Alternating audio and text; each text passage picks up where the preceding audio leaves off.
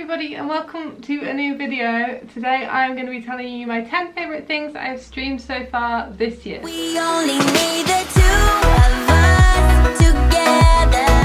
I need only you in this crazy world. 'Cause we got love, love. I need only you here with me.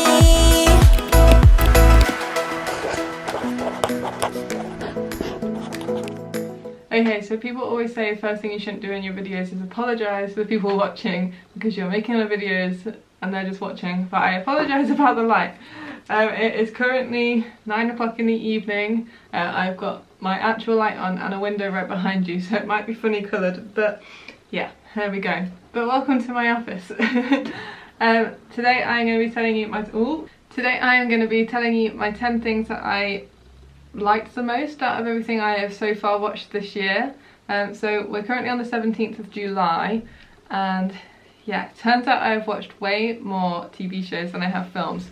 The cinema I work at only opened 2 weeks ago, so I haven't actually managed to get back to the cinema more than once. So the one film that we have been to see is Black Widow, which we really liked, but I am going to tell you today all of the films that you can stream that I really enjoyed. So grab a cup of tea and make a list of all the things you fancy watching too. Okay, let's start with the 4 films that I enjoyed the most. So I've got 4 films and 6 TV shows. I do watch a lot of more TV shows at home because they can just be on in the background while I do things. They don't take as much concentration and you can stop a lot quicker and easier than if you're watching a film because they're a lot longer. So yeah, I have 6 TV shows and 4 films. But the first film that I really enjoyed was Fatherhood.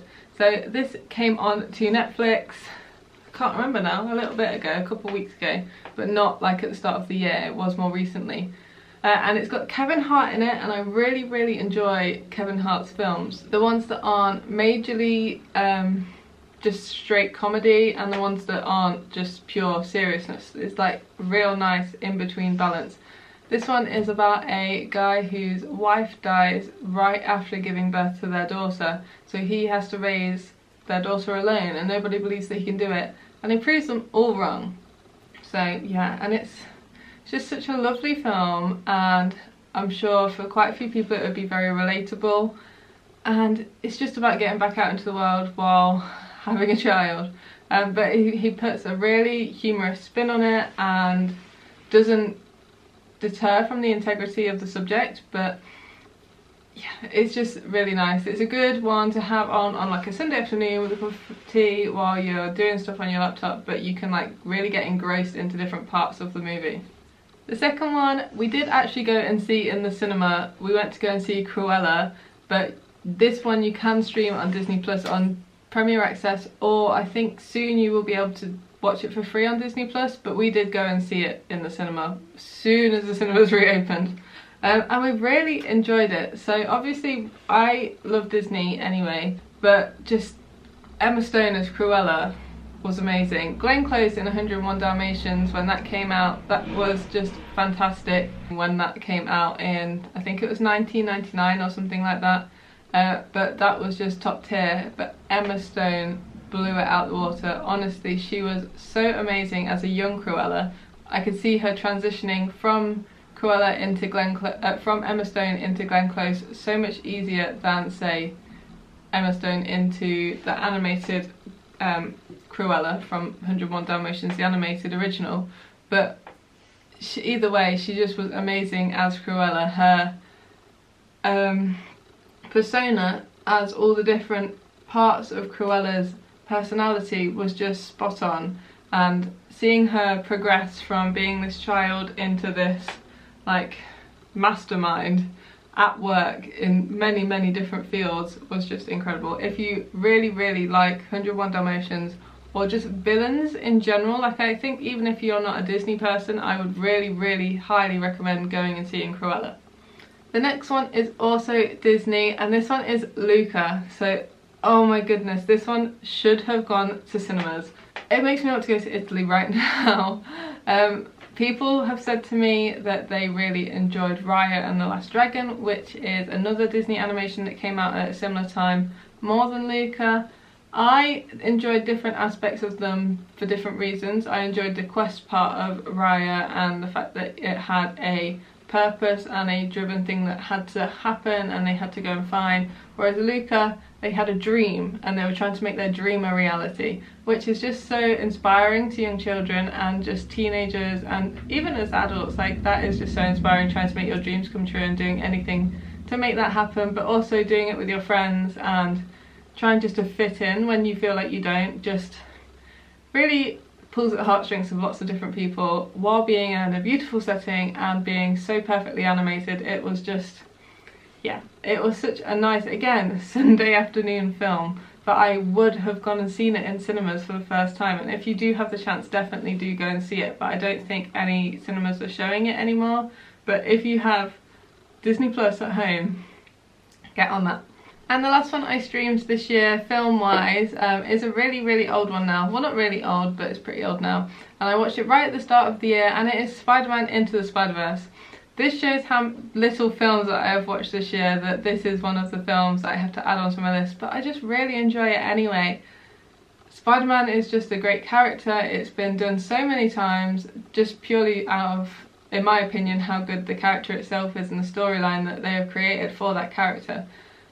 Just Spider-Man Into the Spider-Verse is another major category though, because it is all animated and there's just so many different timelines, so it's all about different multiverse Spider-Mans and girl Spider-Mans and pig Spider-Mans and yeah, lots of different Spider-Mans all coming together to try and save the multiverse. So yeah, and I love it, and I do believe that most of it was made in Photoshop as well, which is outstanding. The people who make these films are just top tier. Like, you can't put anything to it. What they do on a daily basis is just magic.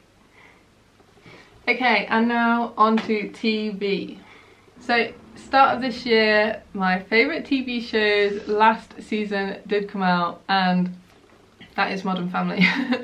Modern Family and Gilmore Girls are so close in my top tiers of TV shows, but they're also very similar in different kind of ways. They're both a light comedy, they're both about family values, they're both about just sticking together and doing different things in your life, and it's got that journey from being young to growing up and graduating essentially. They're both very similar and different in the same ways, but they fight for my top spot. Modern Family does have the advantage of being shorter episodes, so I can watch more or less if I choose to, but Gilmore Girls really does have that rewatchability. Modern Family does, but I always feel like I have to start from the beginning again and I can't dip in and out, but Gilmore Girls is very rewatchable. I can choose any random episode. But Modern Family is the one I have chosen because I watched the final season at the start of this year, and just the feeling of knowing something that you love so much has ended is just, you all know what it's like. It's like finishing a really good book. It's the same, finishing a really good TV show. It just makes you want to read it and watch it again, and Modern Family really does that for me. All the characters and actors and actresses are just so lovable but so funny, and they just blend together so well. The cast just, they are a family in all of the watchers' eyes, and if you haven't seen it, definitely give the first season a go.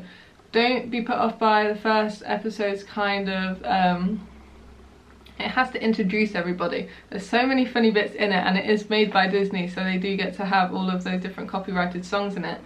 But it does have to do that introduction thing, so definitely watch a couple of episodes before you make up your mind. Like, I think I got to like episode 6 or something and then I was hooked.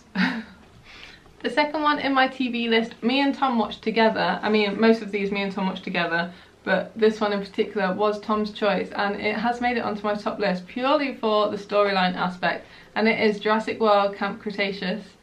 This is a animated TV show, which I can't remember how long the episodes are. I think they're about half an hour, but it is set in between the start of Jurassic World and goes parallel alongside the two films, and I'm pretty sure that the next season will go hand in hand with the next film as well. It's made by the same people, I believe, or it's directed by the same director, something like that. There is a connection between the films and this TV show, but it's all made by the same distributor, so it is 100% canon Jurassic World film.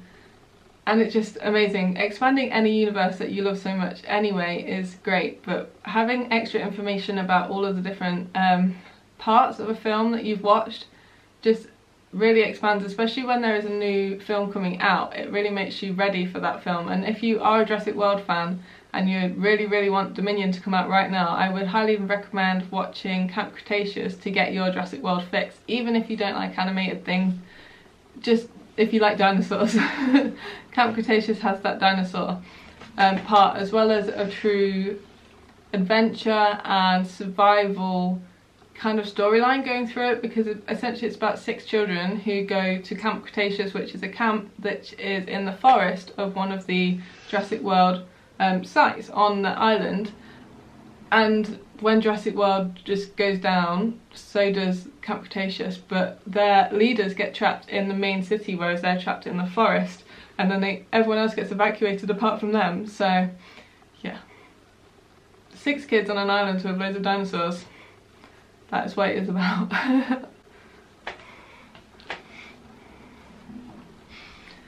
This next one is also one that had its final season come out this year, and it is The Chilling Adventures of Sabrina. Now, I watched some of Sabrina the Teenage Witch when I was a kid, and it was on, like, I think it was called The Hits, or Hits at that point, but I think it's called 4 Music now, or E4 or something like that. When it was on those channels on TV, I wasn't a kid who got to have all of these different boxes. I had Freeview and that was it. But yeah, I watched a couple, but I wasn't really majorly into it. But I did know who all of the characters were, and I knew who, like, Salem the cat was, and I obviously knew that Sabrina was the main character in it. This is the same characters and the same-ish storyline, but it's less of a comedy and more of a thriller. I wouldn't say it's a horror, but it's definitely, like, it would have an age rating on it, so I would check that out if you're thinking of letting your children watching it. But I really did enjoy watching season 1, and now season 4 came out this year. Season 3 was definitely a bit hit or miss, but season 1 and 2 was where it was at. I had to watch season 4 just purely because I knew it was going to be the last one, and I had to round it off, and they did round it off so well. I was hooked to watch all of the episodes. It wasn't as suspenseful, I guess, as the first 2, but it was very, you needed to know what was going to happen to your favourite characters. So if you do enjoy, like, thrillers, and I guess you'd have to really like science fiction and things to do with, like, the devil, wizards, warlocks, things like that, angels, to watch it, because it all is that. Like, if you know what Sabrina the Teenage Witch is, you would know that anyway because she's a witch. But if that's your genre, I'd definitely give this one a go. The next 2 are both very different in storylines but very similar in genres. And the first one I am going to talk about is The Bold Type. I really enjoyed it, and it's the most recent series that I have just finished. I finished series 4, and I know there is a series 5, but it has half the amount of episodes, and it does finish off the, like, franchise in general because it got cancelled. In being frank, it got cancelled, but I really enjoyed it. It does show that it was a good series up until that point. But I'm pretty sure it could have gone for way more. It could have probably gone up to 10 series. Like, it was so fantastic in empowering and making you feel like all of your problems that you feel like you had are had by other people.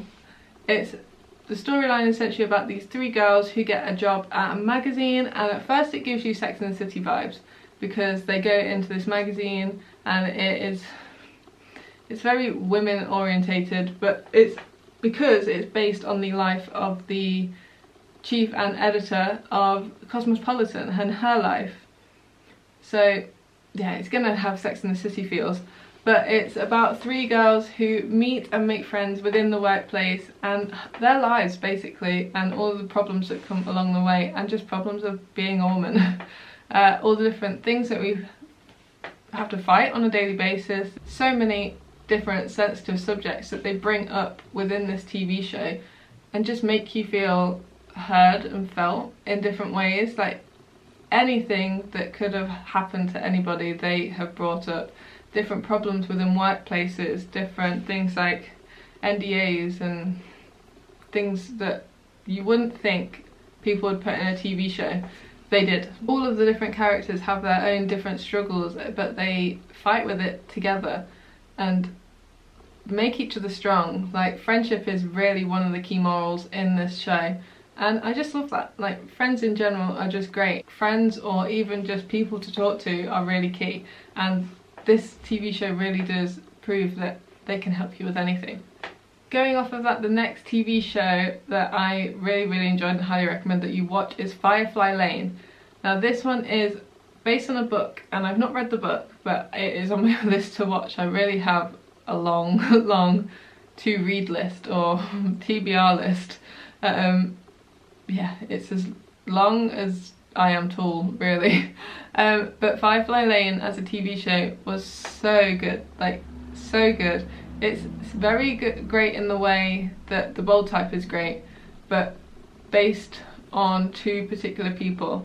The way that the Bold Type could talk about all sorts of problems, because it was based on a magazine and articles that they wrote about all of these different problems. Firefly Lane could only relate to problems that these two main characters had, and it was just fabulous because the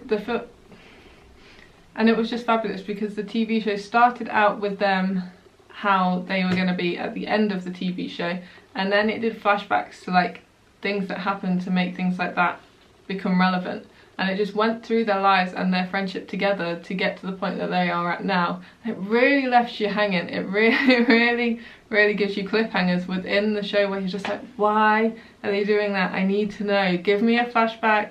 Do all of this. Tell me. Like their friendship just makes you intrigued and curious about all of the different things that are happening within the show, and just their lives in general. You'll either really want to be one of them or the other. And I feel like that is most friendships. Like someone is very outgoing and someone is very nurturing and homey, and like that is what friendships are. You're either one or the other, or more one or more the other. And yeah, it just really is relatable. Like me and my friend were like that. Like, yeah, just watch it. And the last show I am going to talk about is WandaVision. Now this one is also on Disney+. Oh yeah, all the other TV shows were on Netflix. I highly recommend if you don't have a Netflix subscription. At one point I wouldn't recommend Netflix. Like I fell off the bandwagon with all of the shows that were on. They weren't bringing out the content. Back in the day, if you said something was a Netflix film, you'd be like, not watching that. Now, completely different story. Netflix have really stepped up their game through lockdown with having streaming platform and everything else being closed. So yeah, if you don't have a Netflix subscription, I highly recommend you get one if you have the time to sit down and watch things. But anyway, Disney Plus came out with a bunch of new Marvel shows and is continuing to come out with a bunch of new Marvel shows, and the first one that started out the craze was WandaVision. And for me, this is the best one. Like out of the three that have come out, WandaVision, Falcon and the Winter Soldier and Loki, the tier goes WandaVision, Loki and then Falcon. Like they were all good in their own ways, but WandaVision really did have us all stumped and we were all so confused. If you haven't watched it yet, get through the first three episodes and you will be fine. Just watch them. You need to watch them to understand. But they also are a bit confusing when you're thinking you're going into a Marvel show and you're hit with that. It really is confusing, but it is worth it. Like, get through them and don't forget end credit scenes. I think there is only a couple at the end of the last few episodes. It might only be the last episode, but watch them. It is so progressive in the MCU storyline, the Scarlet Witch storyline, WandaVision as a whole. If you really liked Wanda and Vision in the Marvel films that we've already seen, 100% watch this. It really does just strengthen their storylines, and yeah, you will be so confused the whole way through if you are a massive Marvel fan, but it does get explained somewhat. Always leaves you hanging because that's what Marvel does to get you to watch the next one. and the next installment of their franchise, but it is worth it, and it really does get you excited for the Marvel season that is ahead of us this year, and this cinematic wonder that is going to be ahead of us with all of the new films that are going to be coming out, like the new Doctor Strange film, the new Guardians film, and all of the different things that will all somehow link together again, just like Infinity War and Endgame did. They will come together at some point, I just know it. So you need to watch everything. MCU is massive, you can't just watch one, you have to watch them all. And if you are a fan, WandaVision is where you should start. But yeah, that is my list so far. So I did do all of last year monthly watch lists. Not many people watch them, but I am now doing a blog. So yeah, that is fun. I am adding all of my things that I have watched onto my blog, and I will be doing monthly watched videos to go along with them. So I will write up more information, I'll give you the synopsis and the trailer on my blog, and then I'll just tell you my favourites on a video, and you can go and read up about the rest if you really want to, and watch the trailers for the ones that you think you might fancy. So definitely go and head to the link in my bio for my ultimate what I have watched this year and streamed online this year blog post. There is so many, I'm trying to see how many there is, but it's 11,000, oh, nearly 12,000 characters long, so there is a good few on there. Definitely something you will be on that list, so definitely go check it out in the comments and tell me what you think and what you liked this year and what you would recommend that other people should watch, or what you think I should watch if it's not on my list or if I haven't mentioned it here, or just if you enjoyed it. Let's have a chat, let me know down in the comments. But thank you so much for watching. This is gonna be a great year for movies and TV shows alike, and I cannot wait to be back within the middle of it, bringing you films at cinema and telling you what I have watched at the cinema this year. So if you enjoyed, please do give this video a big thumbs up, and I will see you in the next one. Thanks for watching.